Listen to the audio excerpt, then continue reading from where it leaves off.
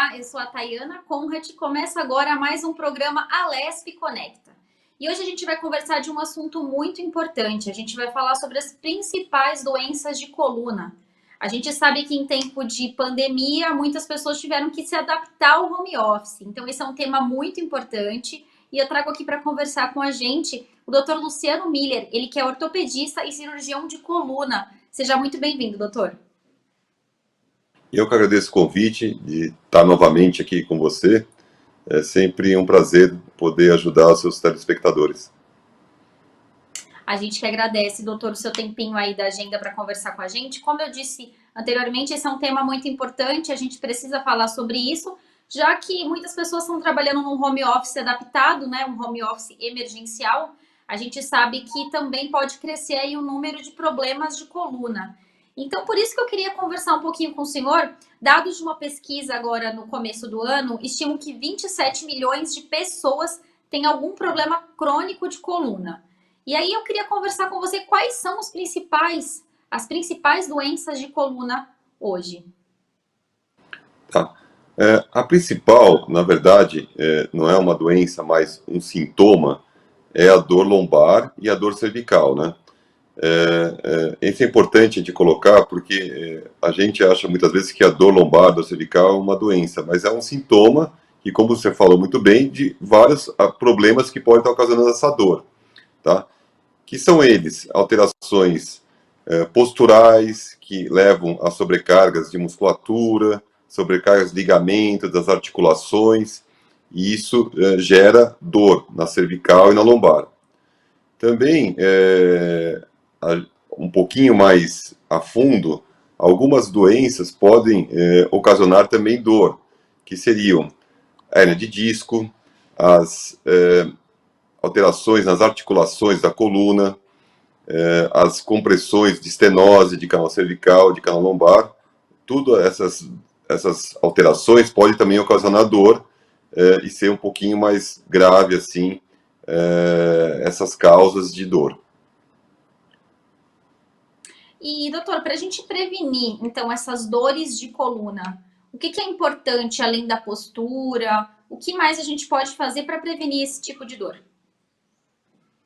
Olha, a questão importante em relação à prevenção, a gente tem um equilíbrio na nossa vida. O que deve fazer? Comer bem, né? Ter uma alimentação saudável, ter um sono adequado. A gente tem que estar provado que quando você dorme, fazer atividade física, extremamente importante. Você fazendo atividade física, você fortalece a musculatura do seu corpo, a musculatura cervical, a musculatura lombar. Isso é extremamente importante para você preservar essa coluna vertebral. Evitar tabagismo. O tabagismo diminui a microcirculação. Isso acaba afetando, impactando nos discos da coluna, acelerando processos degenerativos. E principalmente você, no seu trabalho, procurar, ou os estudantes, procurar uma boa ergonomia.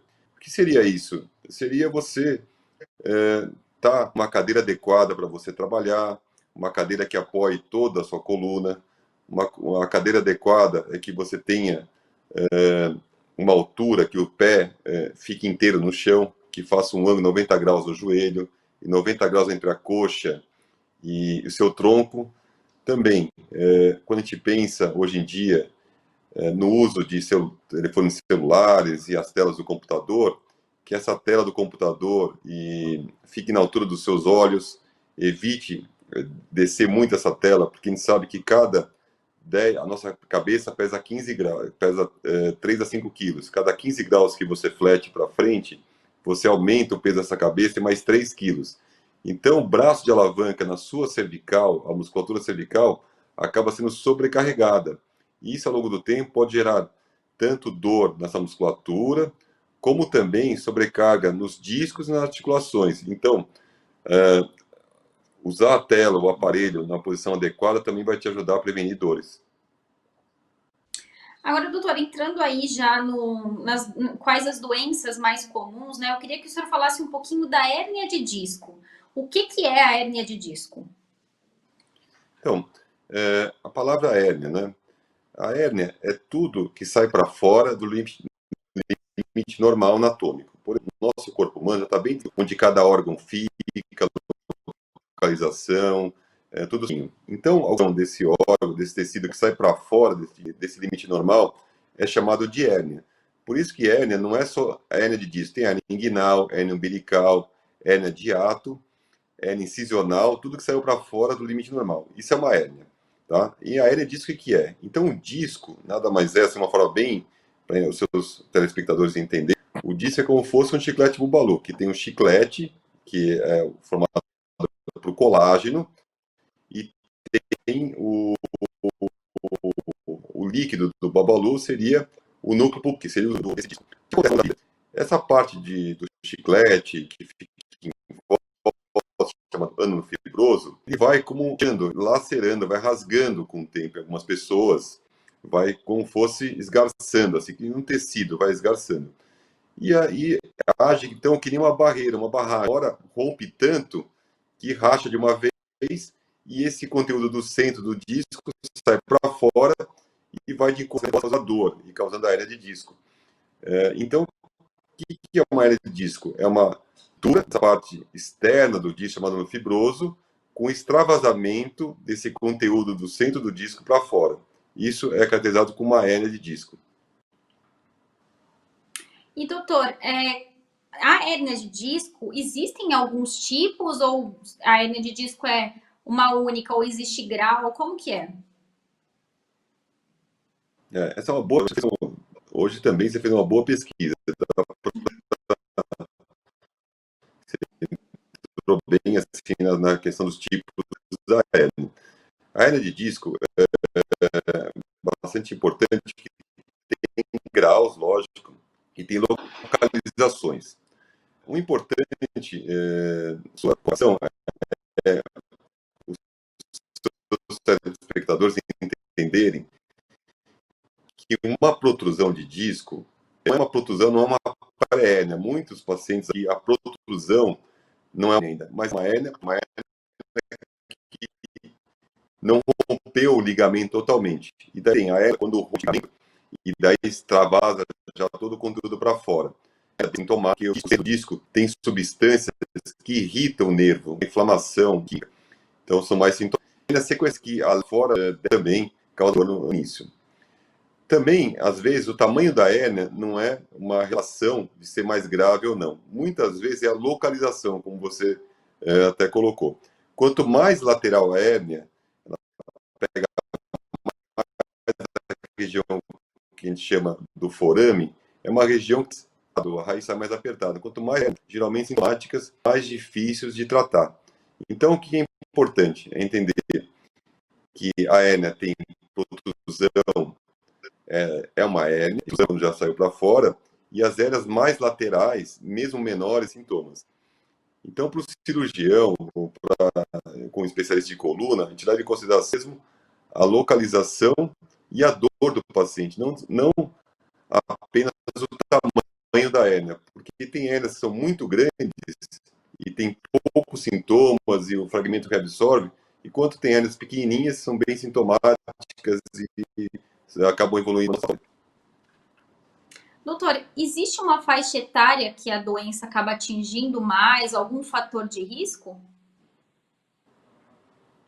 A hérnia de disco, ela acaba atingindo mais as pessoas entre 20 e 30 anos, que é a fase que o disco ainda tem bastante gel no centro, então ela tem uma pressão maior desse disco, tá? E uma pergunta também que sempre me fazem no consultório, qual que é a causa da hérnia de disco? Na vida, não só na coluna, mas diversas doenças, tudo é devido a dois fatores: a genética e o estilo de vida. Esse disco é uma malha de colágeno, então você não compra tecidos, camisas que você lava, lava, lava e dura pra caramba, e tem camisas que você compra, lava algumas vezes, garça e rasga. Então isso, se pensar no disco, que é uma malha também de colágeno, isso é genético, né? Essa malha mais firme ou mais forte, esse tecido, é estabelecido pela nossa predisposição genética. Agora, o estilo de vida é que vai agir nessa malha. Então, sedentarismo, sobrepeso, tabagismo, uma posição de trabalho por muitos e muitos anos de uma forma inadequada, isso vai influenciar e vai aumentar a chance, então, de ter hérnia. Então, a mistura entre predisposição à causa e o estilo de vida que você leva. Em relação à genética, a gente não pode mudar a nossa genética, nosso parentesco, mas a gente pode, então, agir no estilo de vida, melhorando bastante nosso estilo de vida, físico, fortalecimento, evitar tabagismo, é isso que a gente pode ajudar a gente a prevenir uma hernia de disco. E doutor, como diagnosticar a hérnia de disco? Então, a hernia de disco, a gente diagnostica primeiro através de exames como uma ressonância magnética, o exame o padrão ouro hoje para diagnosticar a hernia de disco, tá?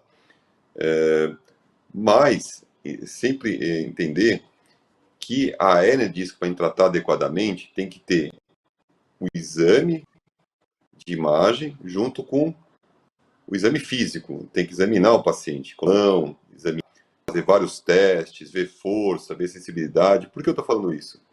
Porque tem um estudo que mostra que pegaram 100 pessoas que nunca sentiram nenhuma dor. E se fizeram só ressonância dessas pessoas, 15% a 20% das pessoas apresentavam algum tipo de protusão, de abolamento de disco, uma pré-hérnia, uma hérnia de disco. Então, assim, a gente não pode querer tratar o exame.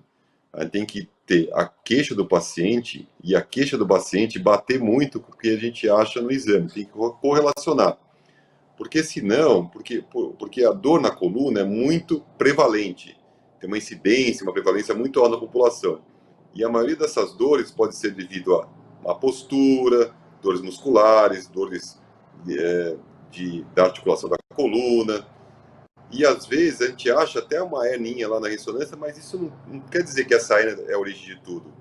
A gente tem que entender, examinar muito o paciente para entender de onde vem a queixa dele e não tratar só o exame, tá? Isso é extremamente importante para passar para todo mundo, sabe? E fala um pouquinho para a gente também, doutor, do tipo de tratamento. Eu imagino que como existe alguns graus, deve existir também vários tipos de tratamento. Eu queria que você falasse um pouquinho para quem está em casa, porque quando a gente pensa em hérnia de disco, a gente acaba pensando logo em cirurgia. Realmente é só esse o tratamento? Não, isso aqui é o tratamento na minoria dos casos. Mais de 90% dos casos, a gente trata conservadoramente os pacientes. Esse é o tratamento do paciente. Paciente que chega com muita dor na coluna, enrajada para a perna. A gente pode iniciar com tratamento medicamentoso. Tem diversas classes de medicamentos que a gente utiliza, dependendo da dor mais fraca, mais forte. São eles: analgésicos comuns, a gente pode associar anti-inflamatório, seria um segundo degrau. A gente pode associar opioides fracos, como Tilex, Tramadol, como fortes, um outro degrau, que é oxicodona, metadona e até morfina. Então, depende da queixa, da intensidade da dor, tem uma gama de medicações que o especialista consegue passar para ir também segurando a dor. Também, quando o paciente tem associado contraturas musculares, pode associar um relaxante muscular, isso ajuda bastante. E associar tudo isso, o paciente com uma queixa de hernia de disco, com fisioterapia, que pode ser inicialmente só fisioterapia analgésica, TENS, ultrassom, como também nos pacientes que estão já com sintoma menor, começa a fazer o fortalecimento do core abdominal. Nos casos que tem uma dor que não está melhorando apenas com medicações, atualmente a gente pode indicar infiltrações, são bloqueios de dor, guiadas por radioscopia ou tomografia, que a gente utiliza bastante, mas saber que a gente não deve utilizar infiltrações quando o paciente tem alguma perda de força na perna. Tá? E quando a gente opera o paciente, quando a gente indica cirurgia, a gente indica cirurgia na falha desse tratamento conservador, o paciente mais de 8 semanas, que não está melhorando, tomando remédio, porque a gente não pode também ficar dando remédio por muito tempo para esses pacientes, porque sobrecarrega rim, fígado, então tem uma série de complicações do uso de medicações quando a gente usa por muito tempo. Também, quando o paciente apresenta perda de força, o paciente tem uma hérnia, tem uma dor, mas ele não está conseguindo, perdendo força na perna, no joelho. Isso a gente não pode deixar evoluir essa perda de força e deve ser indicado cirurgia. Ou também naqueles pacientes que têm uma dor intratável. Ele não, por exemplo, não tá menos que 8 semanas de dor, mas é uma dor tão forte que o paciente tem que internar, o paciente está sofrendo demais. Então, nesses casos também indica cirurgia.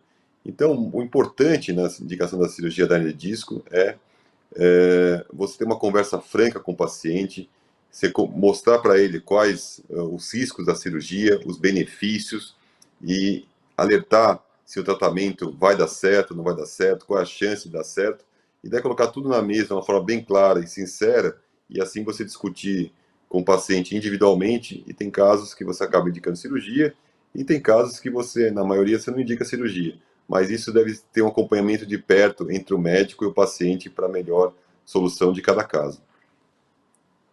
Agora, doutor, aqui na minha pesquisa também eu vi que a lombalgia é uma doença também comum de coluna. Eu queria que você explicasse para quem está em casa o que é a lombalgia. A lombalgia, ou dor na coluna lombar, é uma dor, tá? Que ela tem origem entre o 12º gradiado costal e até o sulco interglúteo, até o início do glúteo, tá? Então, a dor nessa região é chamado de lombalgia. Como eu falei, a lombalgia é um sintoma, tá? Ela pode ter a causa mais frequente na própria coluna vertebral. Quando eu falo coluna vertebral, eu estou falando de músculo, ligamento, faceta e disco, tá? Mas não podemos esquecer que a lombalgia pode também ser um sintoma, na minoria dos casos, mas de patologias mais sérias, como tumores abdominais, tumores de órgãos ginecológicos, como útero, ovário, tá? Até o aneurisma da aorta. Então, a gente tem que estar, quando a gente examina um paciente, tem que deixar claro isso para ver se a dor é uma dor mecânica da musculatura mesmo, ligamento, disco, ou uma dor inflamatória, uma dor de algum tumor, alguma outra alteração. Isso tem que ser bem examinado pelo médico para a gente ter uma divisão assim da gravidade dessa lombalgia. E devido a essas dores lombares serem muito prevalentes, incidente e uma incidência alta, a gente até avalia uma triagem inicial, principalmente nos pronto-socorros, de lombalgias que pode ter uma causa mais grave ou menos grave. São chamados critérios de alertas, ou red flags. Quais são? O paciente sofreu trauma, está com uma dor lombar, pode ser uma fratura. O paciente tem uso crônico de corticóide, tem osteoporose, a lombalgia pode ser devido, essa dor lombar pode ser devido a uma fratura por osteoporose. Paciente com febre, perda de peso, pode ser uma infecção ou um tumor. Paciente também que tem déficit neurológico associado à dor lombar, o paciente tem uma dor lombar forte, mas está perdendo força na perna, ou está formigando a perna, pode ser alguma compressão em alguma raiz nervosa também, dando esse quadro de lombocetalgia. E também, bem importante para finalizar assim, esse critério de alerta, crianças não têm dor lombar, a não ser que você for uma queda, tudo. Normalmente não tem dor lombar. Então, criança com dor na coluna, que não está melhorando, tem que ser investigada. Como também pacientes com mais de 65 anos, que tem uma dor sem trauma, sem nada, e começa a ter uma dor insidiosa, que vai aumentando, aumentando, aumentando. Esses pacientes idosos também têm que ser investigados no critério de alerta, porque aumenta muito a incidência nessa faixa etária de tumores metastáticos, como a origem na próstata, no homem, na mama na mulher, e o primeiro sítio de metástase, de alterações tumorais à distância, é na coluna vertebral. Agora, doutor, pelo que o senhor está explicando para a gente, então a lombalgia é um sintoma e um sintoma muito relevante, né? Então, além de crianças e pessoas acima de 65 anos que se sentirem essas dores devem procurar o médico, quando uma pessoa fora dessa faixa etária deve levar em consideração essa dor a ponto de ir buscar também um tratamento médico? Sim, muito bom. Na verdade, assim, a restante da população deve procurar o médico quando tem algum sinal de alerta, não é? Procurar o médico, eu acho que todos com uma lombalgia de forte intensidade e não está melhorando, tem que procurar. Mas quando a gente deve pedir muito mais exames, por exemplo, pedir ressonância, tomografia, investigar mesmo. Quando tem um sinal de alerta, quando tem um sinal realmente, por exemplo, como eu falei, perda de força, alteração de sensibilidade membro inferior, um trauma, sofreu, está com uma lombalgia, mas o que aconteceu? Fazendo de carro, deve ser investigado, pode ter uma fratura aí que pode passar despercebido. Paciente emagrecendo, com febre, deve ser investigado também. Mas aquela lombalgia que, por exemplo, e também por último, paciente com mais de 12 semanas com dor lombar. Paciente que tem uma dor lombar com mais de 12 semanas deve também ser investigado. Aquela lombalgia que não melhora. Mas no paciente, por exemplo, estava fazendo esporte, tem uma dor lombar, acordou de mau jeito, 3, 5 dias, esse paciente, lógico, ele deve procurar o médico para medicar, para fazer uma analgesia, se a dor for muito forte.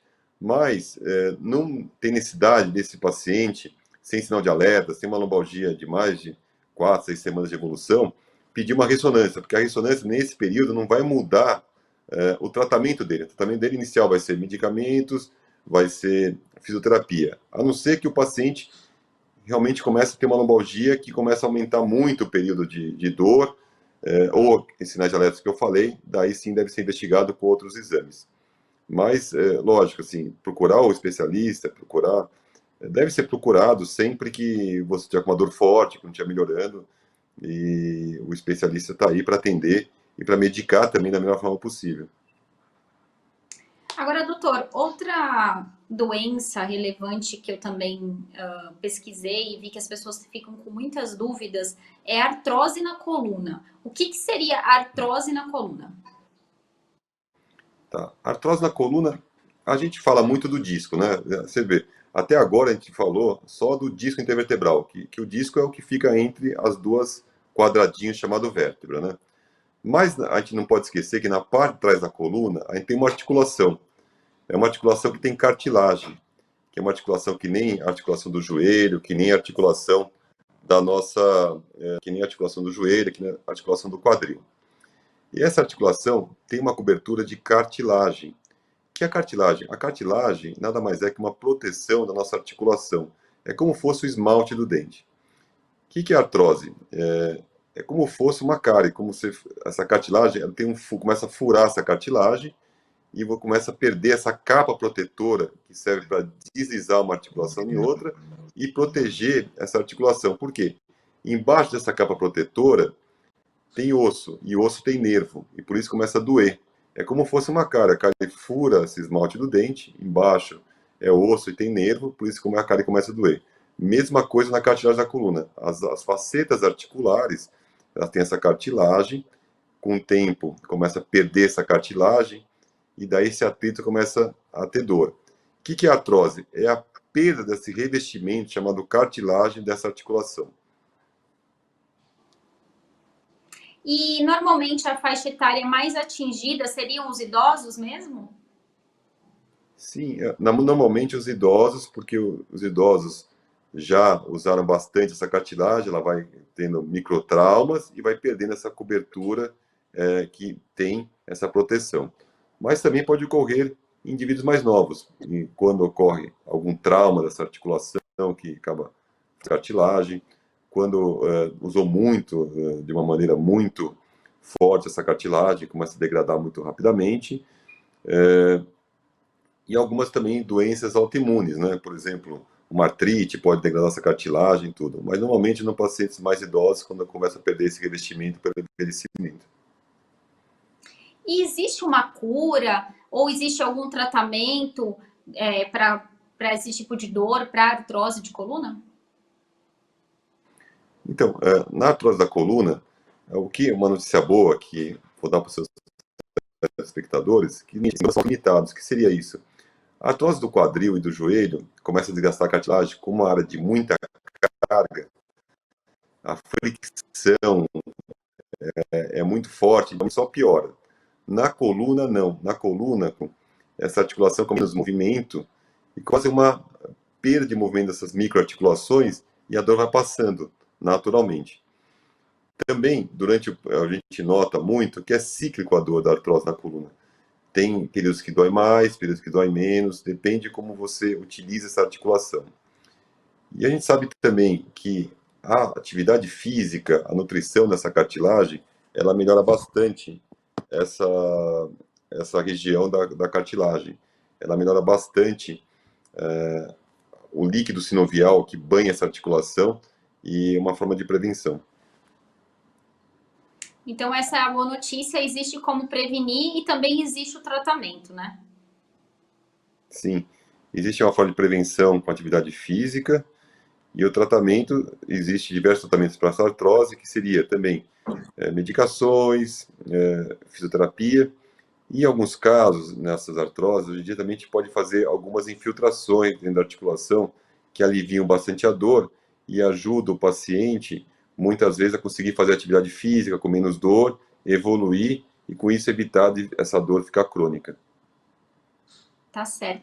E a osteoporose, doutor? Explica um pouquinho se a osteoporose também pode atingir, a gente fala muito, a gente sabe que pode atingir várias partes do corpo, né? Mas atinge também a coluna? Exatamente. A osteoporose, a gente confunde muito a osteoporose com a artrose, a simetria óssea, se dá dor, não dá dor, né?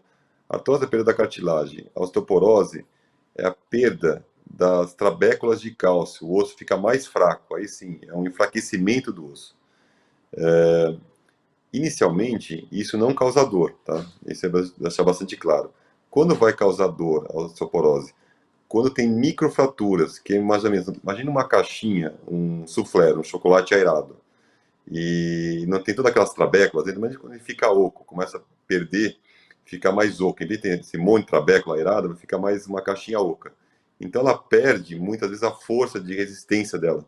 Então, às vezes, depende, quando você, movimentos pequenos, quedas pequenas, uma torção na coluna, dependendo do grau desse enfraquecimento dessa vértebra, ela desaba, como fosse uma caixinha, desaba, e isso, essas microfraturas, uma fratura, isso vai ocasionar dor para o paciente. Nos casos mais avançados, então, quando já tem as fraturas. E atinge qual faixa etária? Mais os idosos também, ou isso pode acontecer em qualquer fase? A osteoporose, ela atinge os idosos, sem dúvida nenhuma, tá? Que já começa as alterações do cálcio, tá? E também atinge mais mulheres por essa questão mais frequente da alteração hormonal, mas também pode ter, em algumas doenças específicas, pode atingir pacientes mais numa faixa etária menor, mas geralmente são mais idosos já que começam a ter maiores casos de osteoporose. E como diagnosticar? A gente acaba diagnosticando só quando acontece, por exemplo, o pior, né? Que nem o senhor estava comentando com a gente? A osteoporose ela é diagnosticada muitas vezes de uma forma indireta, através de radiografias que a gente vê já a densidade óssea, né? A gente consegue ver algumas alterações no osso, mas o exame de eleição para diagnóstico da osteoporose é a densitometria óssea. A densitometria óssea a gente consegue dosar a massa óssea do indivíduo. Importante que esse exame deve ser feito principalmente nos pacientes mais idosos ou nas mulheres que já estão perto da menopausa, e isso realmente daí sim deve ser solicitado a densitometria óssea. Ou aqueles pacientes que têm história familiar muito grande, osteoporose, numa idade menor, mas não tem necessidade de fazer uma densitometria óssea, por exemplo, num paciente de 30 anos de idade, que não tem nenhuma história familiar, é um exame desnecessário. Vai pedir mais perto da menopausa, na mulher, ou no homem um pouco mais depois dos 60 anos de idade, ou quando tem uma história familiar, você pode pedir antes esses exames. Mas o exame diagnóstico é densitometria óssea. E o tratamento, como é feito? O tratamento inicial deve ser feito de uma forma de prevenção. Deve ser tomar sol de uma forma adequada, comer leites e derivados, uma ingestão correta de cálcio, tomar a vitamina D, equilibrar a vitamina D. Nos casos que mais avançados, daí entram diversas medicações, como daí sim tomar o cálcio, os bifosfonados, medicações que evitam a perda de massa óssea. E também hoje nós temos no mercado algumas medicações de infusão, que daí sim você pode ganhar massa óssea com essas medicações.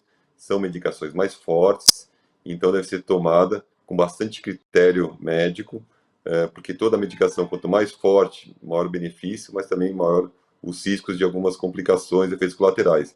Então tem que ser bem avaliado cada medicação prescrita para osteoporose. Tá certo, doutor. A gente está chegando aí os minutinhos finais do nosso programa. Eu queria agradecer a sua participação e lembrar que uma outra doença também que atinge muito a coluna é a escoliose, mas aí eu convido todo mundo que está em casa para assistir esse programa, que está disponível lá na nossa página no YouTube da Rede Alesp. Então assiste lá também sobre a escoliose. O doutor Luciano também está explicando lá direitinho sobre o que é, o tratamento. E, doutor, muito obrigada mais uma vez pela sua participação. Eu que agradeço a participação do seu programa. É muito bom participar de um programa com uma repórter tão competente, que faz uma pesquisa tão séria aí, e fica fácil para a gente seguir a entrevista. Muito obrigado pela entrevista aí também.